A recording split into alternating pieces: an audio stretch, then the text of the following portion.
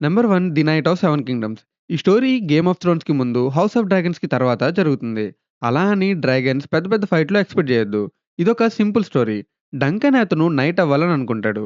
Night అవ్వాలని చేసే ప్రయత్నంలో ఏం కాన్సిక్వెన్సెస్ ఫేస్ చేశాడు? అసలు నైట్ అయ్యాడా లేదా అనేది ప్లాట్. డంక్ అండ్ ఎగ్ అనే ఒక చిన్న పిల్లోడికి మధ్య ఉండే బాండింగ్‌కి మనం బాగా కనెక్ట్ అవుతాం. ఎపిసోడ్ 5, 6 టాప్ నాచ్ ఉంటాయి. తెలుగు డబ్బింగ్ మాత్రం అవాయిడ్ చేయండి. మంచి హై ఇచ్చే సీన్స్ కూడా ఆ డబ్బింగ్ వల్ల అంత ఎఫెక్టివ్‌గా అనిపించవు. ఫన్నీగా అనిపిస్తాయి. Max try to avoid. నేనైతే ఒరిజినల్ ఇంగ్లీష్ ఆడియోలోనే చూడమని సజెస్ట్ చేస్తాను. ఇంక ప్రొడక్షన్ క్వాలిటీకొస్తే హెచ్‌బీఓ ఎక్కడా తగ్గలేదు. 'Game of Thrones', 'house of dragon' series చూడని వాళ్ళు ఈ సీరీస్ చూడొచ్చా అంటే తప్పకుండా చూడొచ్చు. అవి చూసుంటే కొన్ని చిన్న చిన్న రిఫరెన్స్‌లు కనెక్ట్ అవుతాయి అంతే. Total 6 episodes. ఈచ్ ఎపిసోడ్ వచ్చేసి 30-35 మినిట్స్ ఉంటుంది. ఈజీగా బింజ్ వాచ్ చేసేయొచ్చు. జియో హాట్‌స్టార్‌లో స్ట్రీమింగ్ అవుతుంది. Watch it individual. Number 2 'Marty supreme'. కొన్ని మూవీస్ ఉంటాయి. ఆ మూవీ ఎందుకు తీసామనే పర్పస్ అండ్ ఆ డైరెక్టర్ ఏ పాయింట్ అయితే చెప్పాలనుకున్నాడో దాని నుండి డీవియేట్ అవ్వకుండా తీస్తారు. ఆ కైండ్ ఆఫ్ మూవీ ఇది. మార్టీ అనే పర్సన్ లైఫ్ జర్నీ ఇది. బట్ కంప్లీట్‌గా కాదు. తను సుప్రీం ఎలా అయ్యాడు అనేంత వరకే.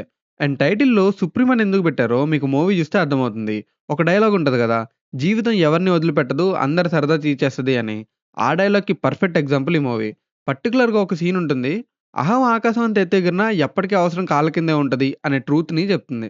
జనరల్‌గా ఇలాంటి స్పోర్ట్స్ చుట్టూ తిరిగే మూవీస్‌లో హీరో ఏదో ఒక విషయం ఆర్ పర్సన్ వల్ల మోటివేట్ అవుతారు. బట్ ఇందులో అలా ఉండదు. ష్యూర్ మీరు ఎక్స్‌పెక్ట్ చేసిన క్లైమాక్సే ఉంటుంది. But not in the same way you think. Sadly Telugu audio లేదు. ఆల్సో ఫ్యామిలీ ఫ్రెండ్లీ కాదు. అండ్ ప్రైమ్‌లో స్ట్రీమ్ అవుతుంది. Watch and enjoy. Number 3 'rental family'. టోక్యోలో ఉంటున్న స్ట్రగ్లింగ్ అమెరికన్ యాక్టర్ ఫిలిప్ ఒక అన్‌యూజువల్ జాబ్ జాయిన్ అవుతాడు. జపనీస్ రెంటల్ ఫ్యామిలీ ఏజెన్సీలో fake రిలేటివ్‌గా యాక్ట్ చేయడం. అతను డిఫరెంట్ క్లయింట్స్ కోసం వాళ్ళ లైఫ్‌లో డిఫరెంట్ డిఫరెంట్ రోల్స్ ప్లే చేస్తూ ఉంటాడు. ఫాదర్‌గా, ఫియాన్సీగా, జర్నలిస్ట్‌గా ఈ అసైన్‌మెంట్స్‌లో ఎమోషనల్ కనెక్షన్స్ ఫార్మ్ అవుతాయి. కానీ ప్రొఫెషనల్ బౌండరీస్ బ్రేక్ అవ్వడం వల్ల ప్రాబ్లమ్స్ వస్తాయి. క్లయింట్స్‌తో పర్సనల్‌గా కనెక్ట్ అవ్వడం వల్ల ఎలాంటి కాన్సిక్వెన్సెస్ ఫేస్ చేశాడు అనేది మెయిన్ ప్లాట్. సినిమాటోగ్రఫీ, మ్యూజిక్ చాలా ప్లెజెంట్‌గా ఉంటాయి. ఫీల్ గుడ్ డ్రామాని ఇష్టపడే వాళ్ళు ఈ మూవీని అస్సలు మిస్ అవ్వద్దు. Must watch. మూవీ చూసాక గుండెల్లో బరువంతా దిగిపోయినట్టు హాయిగా, తేలిగ్గా ఫీల్ అవుతారు. జియో హాట్‌స్టార్‌లో స్ట్రీమింగ్ అవుతుంది. Number 4 'caught stealing'. Movie full comedy, crime థ్రిల్లర్‌తో నడుస్తుంది. మూవీ ప్లాట్ చాలా సింపుల్. హీరో ఒక బేస్‌బాల్ ప్లేయర్. కానీ దాన్ని వదిలేస్తాడు. హీరోకి ఒక గర్ల్ ఫ్రెండ్ ఉంటది. ఒకరోజు పక్కింటతను ఊరికి వెళ్తూ తన పిల్లిని చూసుకోమని చెప్పి రూమ్‌కి ఇచ్చెళ్తాడు. ఆ రూమ్‌కి హీరో అండ్ తన గర్ల్ ఫ్రెండ్ వెళ్తారు. నెక్స్ట్ డే లేచి చూస్తే రష్యన్ గ్యాంగ్‌స్టర్స్, లోకల్ రౌడీలు, పోలీసులు ఆ పిల్లున్న బాక్స్‌లో ఏదో ఉందని చెక్ చేయడానికొస్తారు. అప్పట్నుండి హీరోకి శనిబడుతుంది. చెయ్యని తప్పుకి తను తన్నులు తింటాడు. ఆ ప్రాబ్లమ్ నుంచి ఎలా ఎస్కేప్ అయ్యాడు? అసలు పక్కింటతను తనకే పిల్లిని ఎందుకిచ్చాడు? ఫైనల్‌గా ఆ బాక్స్‌లో ఏముందనేది మూవీ చూసి తెలుసుకోండి. ఇంక పెర్ఫార్మన్స్ అయితే ప్రతి ఒక్కరు చేశారు. ప్లాట్ సింపుల్‌గా ఉన్నా ఎగ్జిక్యూషన్ మాత్రం వేరే లెవెల్. స్క్రీన్ ప్రెజెన్స్, ఆ డార్క్ క్రైమ్ కామెడీ టైమింగ్ చాలా బావుంది. మూవీ కొంచెం సాంప్రదాయంగా ఉండదు. సోలోగా చూడండి. తెలుగు డబ్బింగ్ చేశారనిపించింది. అన్ని క్యారెక్టర్స్‌కి పర్ఫెక్ట్‌గా సెట్ అయింది. మూవీ నెట్‌ఫ్లిక్స్‌లో స్ట్రీమ్ అవుతుంది. క్రైమ్ థ్రిల్లర్స్‌ని ఇష్టపడే వాళ్ళు don't miss it. Number 5 TTT. ఇది మూవీ గాదు. ఇది రియాలిటీ. రియాలిటీ అని ఎందుకంటున్నానంటే, మన లైఫ్‌లో మ్యాండేటరీగా జరిగేవేంటి? Birth and death. అండ్ ఇంకో ఇన్సిడెంట్ పెళ్లి. మోస్ట్‌లీ మ్యాండేటరీ అయిపోయిందనుకోండి. ఇప్పుడు ఈ మ్యారేజ్ అండ్ డెత్ పక్కపక్క హౌసెస్‌లో జరిగితే? వాళ్ళ ఇగో వల్ల ఇలాంటి ఇంపార్టెంట్ ఈవెంట్స్‌ని ఎంతలా వాడుకుంటారనేది ఈ మూవీ కాన్సెప్ట్.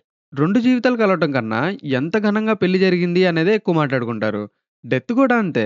ఉన్నప్పుడు కేర్ చేయరు. చనిపోయాక ఉంటే బావుండేదనుకుంటారు. అందుకే రియాలిటీ అన్నాను. మన ఇగో మన లైఫ్‌ని, మనతో ఉన్న వాళ్ళ ఎమోషన్స్‌ని ఎంతలా బ్లర్ చేస్తుందనే పాయింట్‌ని చాలా బాగా ప్రెజెంట్ చేశారు. 'జీవా' ప్లే చేసిన క్యారెక్టర్ ఒక పొలిటీషియన్ ఎలా బిహేవ్ చేయాలి? ఎలాంటి డెసిషన్స్ తీసుకోవాలి? ఒక సమస్యొచ్చినప్పుడు తను ఓన్ చేసుకొని సాల్వ్ చేయటం చాలా చక్కగా చూపించారు. మూవీ కొంచెం ఫన్ టోన్‌లో ఉన్న ఫిలాసఫికల్ యాంగిల్ గూడా ఉంది. లీనియర్ స్క్రీన్ ప్లేతో ఎలాంటి మ్యాజిక్ చేయొచ్చు అని ఈ మూవీ చూస్తే అర్థమవుతుంది. ఒక మంచి ఎంటర్‌టైనర్ చూడాలనుకుంటే ఈ మూవీ మంచి చాయిస్. నెట్‌ఫ్లిక్స్‌లో ఉంది. తెలుగు ఆడియో గూడా అవైలబుల్‌గా ఉంది. Number 6 'Eesha'. 'Eesha' movie thriller and horror కాంబినేషన్‌లో వచ్చిన రీసెంట్ తెలుగు ఫిల్మ్. అసలు మూవీ ప్లాట్ ఏంటంటే, ఒక చిన్న పాపకి నిద్రలో నడిచే అలవాటుంటుంది.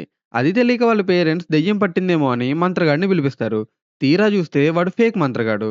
ఇలాంటి ఫేక్ మంత్రగాళ్ళని పట్టుకోవడమే మూవీ కాన్సెప్ట్. అయితే నలుగురు ఫ్రెండ్స్ కలిసి ఈ ప్రాసెస్‌ని మొదలుపెడతారు. ఇలా చేస్తుండగా ఒకరోజు ఒక మంత్రగాడిని పట్టుకుందామని వెళ్తారు. కానీ ఆ మంత్రగాడు ఫేక్ కాదు. అది తెలియక మనోళ్ళు ఆ మంత్రగాడిని అనుమానిస్తారు.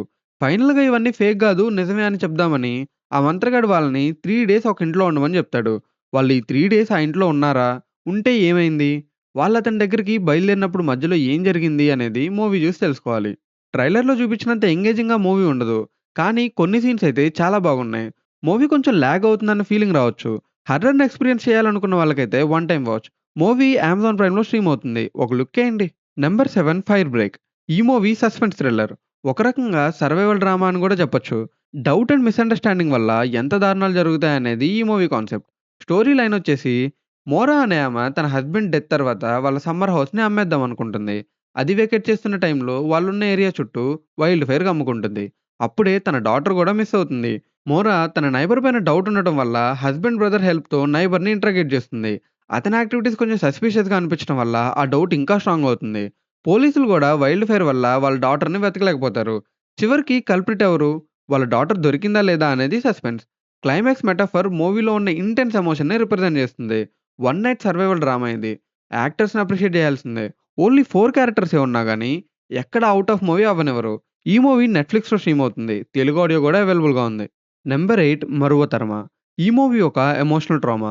కామన్ బ్రేకప్ స్టోరీనే గానీ హ్యాండిల్ చేసిన విధానం చాలా బావుంది. అండ్ టైటిల్‌లోనే క్వెషన్ ఉంది. ఎక్కువ చెప్పను, హీరోకి బ్రేకప్ అవుతుంది. తను ఫేస్ చేసిన కాన్సిక్వెన్సెస్ అండ్ ఎమోషనల్ జర్నీయే ఈ మూవీ. మర్చిపోయాడా లేదా అనేది మూవీ చూస్తే అర్థమవుతుంది. బేసిక్‌గా ఇలాంటి మూవీస్ స్లో టైప్ ఉన్నా హార్ట్‌లో సైలెంట్ ఇంపాక్ట్‌ని క్రియేట్ చేస్తాయి. కొన్ని డైలాగ్స్ అండ్ సీన్స్ హార్ట్‌కి హెవీగా అనిపిస్తాయి. మీరు గనక ప్రాపర్ ఎమోషనల్ డ్రామా చూడాలనుకుంటే ఈ movie perfect choice.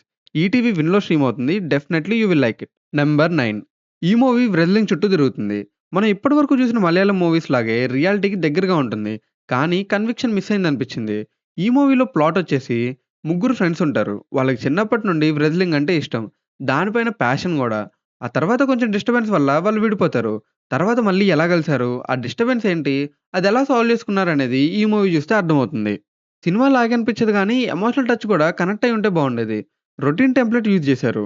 One time వాచ్‌కి పర్ఫెక్ట్. నెట్‌ఫ్లిక్స్‌లో స్ట్రీమ్ అవుతుంది. తెలుగు డబ్బింగ్ కూడా అవైలబుల్‌గా ఉంది. ఇంతే అమిగోస్. ఇలాంటి ఓటీటీ సజెషన్స్ కోసం మన ఛానెల్‌ని సబ్స్క్రైబ్ చేసుకోండి. నెక్స్ట్ వీడియోతో మళ్ళీ కలుద్దాం. Until then take care. Bye by.